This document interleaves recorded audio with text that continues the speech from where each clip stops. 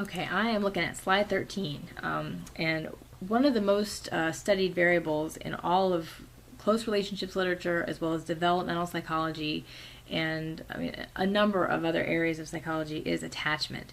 Attachment style, attachment tendencies, so important. They really are fundamental to essentially everything that you will do in your life. I'm going to spend a few minutes talking about the strange situation and how attachment was originally measured and discovered, really, and then how what the different styles mean. There are a couple of different ways that people conceptualize these. I've broken it down for you as secure, avoidant, and anxious ambivalent, but I've further broken down anxious ambivalent into preoccupied and fearful.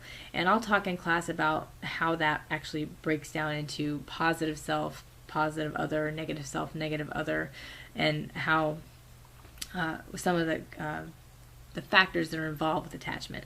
Essentially, though, it has to do with security and whether you view the world as a safe place or not. So, way back in I think the late 50s,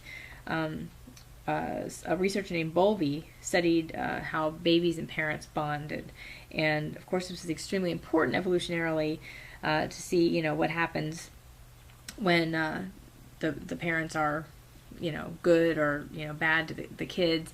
And one of the questions back at the time was, it was a behaviorist focus, and people thought for the most part that the reason that the infant-child relationship was so close was because the mother was nursing the child and providing nourishing food, and they thought that nothing else about the relationship was important.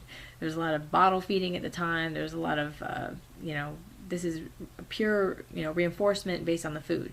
Well, Bowlby and then later Ainsworth, you don't need to know those names, but they came along and they said, well, let's see. There were actually some studies done with the rhesus monkeys. You guys are probably familiar with those, where they separated the baby monkeys and put them in cages with a wire mother and a cloth mother, and they allowed them to choose which one they preferred. They put food with the wire mother, who was really creepy, and then they wanted to see which one they chose, and they preferred the non-nourishing, that is the one without food, who was cloth and more comforting than the other one. And so this initially showed that, wow, primates prefer, to have a safe haven, a warm body, someone with a face that looks at me, even if it's a doll, and I feel secure and safe with, compared to I just want food. And so later on in the late 70s, people came along and set up what's called the strange situation. And what they did here was they put I think it was 18 months old. 18 months was about the age of the children, maybe 2. And they bring them in with their parents, usually the mother, but sometimes the father. And they'd watch them. They'd watch them through the one-way mirror. And they do a couple of different things. They leave them alone and just see what happened, see how the child explored the room. There were toys in there, and they sort of wanted to see what happened with the child investigating the space. And then they had a stranger come in and leave, and then they had the mother leave and then come back.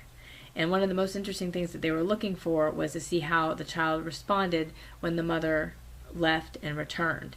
So they found some interesting things about that. So there were basically 3 ways that the young children responded to these different strange situations for the child. First of all, some kids wandered around and explored and played with toys, periodically checking to make sure that mom was okay with it. And I'm going to say mom because most of the time it was mom. Not trying to be sexist. And so they basically felt like they were safe and secure, but they wanted to make sure they had the safe haven of mom to, should I touch this? Is this, am I too far away? And then run back and share something like a toy with mom. So that was one way that the kids interacted when they were with the parent. And when the parent left, when the stranger came in, the child would look to the parent and see how the parent was, and if the parent was okay with the stranger, then the child would be okay with the stranger. And sometimes they, flirt, and the way kids do, and they bat their eyes, and do their thing, and they'd laugh and maybe even approach the stranger. If the parent was a little bit anxious about that, then the child would move closer to the parent. But the parent was not usually anxious about the stranger because they knew the situation, but some parents were just naturally anxious about everything. And then finally, the stranger left, and then the mom left, and the child was kind of like, ah. In almost every situation, the child was very upset. Almost every situation, the child was very upset. And then when the mom returned, for these children who were wandering around and looking to mom for cues of how to act with a stranger, they were very, very glad to see mom again. A joyous reunion, hugs, kisses, yay, I'm so glad to see you. Maybe not verbally saying that, but showing that certainly. And then so those children are about 70% of children, and they grow up to be essentially the same way, barring, getting into a really abusive relationship or having something really bad happen, which is unlikely because once you have your attachment style, it tends to guide the kinds of relationships that you choose. So once your attachment style is formed, it's pretty solid. These are the securely attached children, and they're going to choose generally securely attached partners. Now, another pattern of responses that the children showed was just, they'd sit there in the room with the toys and they'd just be like, whatever. Maybe they'd fiddle with the toy for a second. Not really any facial expression, not really excited. And then, no matter what mom did, they just kind of ignored her. They just sort of sat there. Stranger came in, big deal. Stranger left. Mom left, mom came back. Don't really care. And these were the avoidant children. And you can see by they just didn't interact with the parent at all. They weren't stupid. They just simply had absolutely no interest in what was going on emotionally or socially with the parent or with the stranger. They just were very disengaged.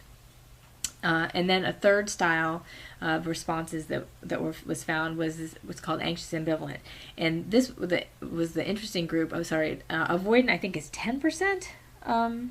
No, they are 20%. And there are more men than women who show that style. There are more women than men and more girls than boys who show this anxious ambivalent style that I'm about to talk about. So when in the situation where they were the child and the mother were alone, the child would maybe look at some toys and play, but basically cling to mom. A lot of clinging. And then when the stranger came in, the child was nervous, really got clingy to mom. And then when the stranger left, the child's still pretty clingy, but maybe would go investigate a toy or whatnot, but really, really concerned about mom. And then when mom left, freaked out, even worse than, way worse than the secure children.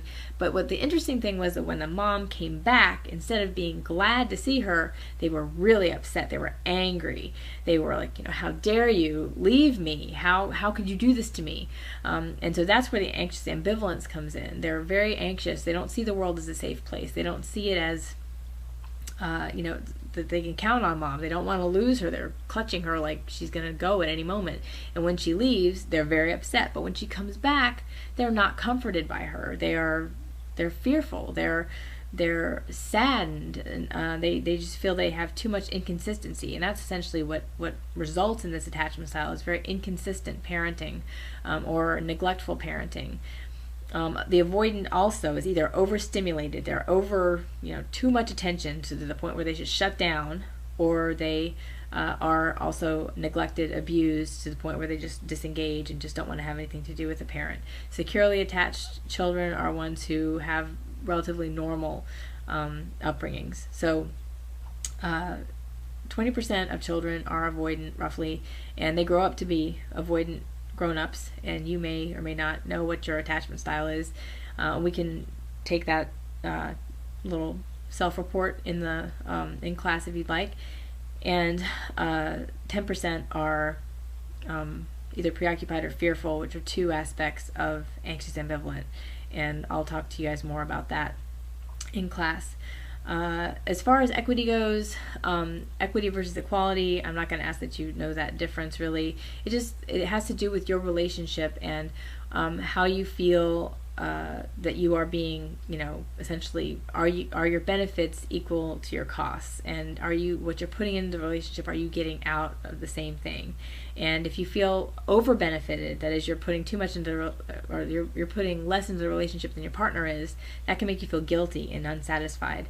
If you feel like your partner is over benefited and you're under benefited, then you will resent the person generally, and you've sacrificed too much, then you are less satisfied. So these things all have to do, the equity has to do with how satisfied you are in the relationship. We are also going to calculate your satisfaction in class, which is related to your commitment. Finally, self-disclosure. One of the big predictors of getting close, as I mentioned at the beginning, it's really good to have a confidant, someone that you can talk to and share things with and sort of vent to. And self-disclosure is really important, especially later on in the relationship as you're close to someone. Sometimes people do what's called inappropriate self-disclosure. When you first meet someone, they tell you that they love you, or they tell you that their whole life secret, like their whole life, deep dark secrets and story, and like right when you meet them, and that tends to be a red flag for attachment problems.